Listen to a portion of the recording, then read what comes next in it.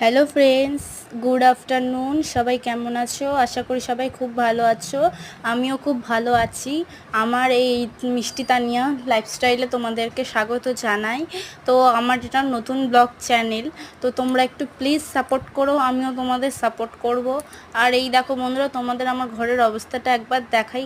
দেখো ঘরটা পুরো অগোছালো হয়ে আছে, চারদিকে সব ব্যাগ ঠ্যাগ। কেন বলো তো?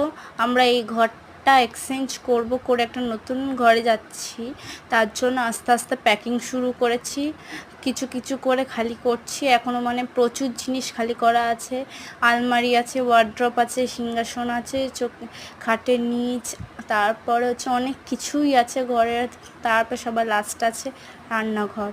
রান্নাঘরেও প্রচুর জিনিস আছে, এগুলো করতে তো বলো বন্ধুরা সময় লাগে, যেহেতু আমি একা হাতে সব কিছু করছি, তার জন্যই আগে থেকেই অল্প অল্প করে সব প্যাকিং শুরু করেছি।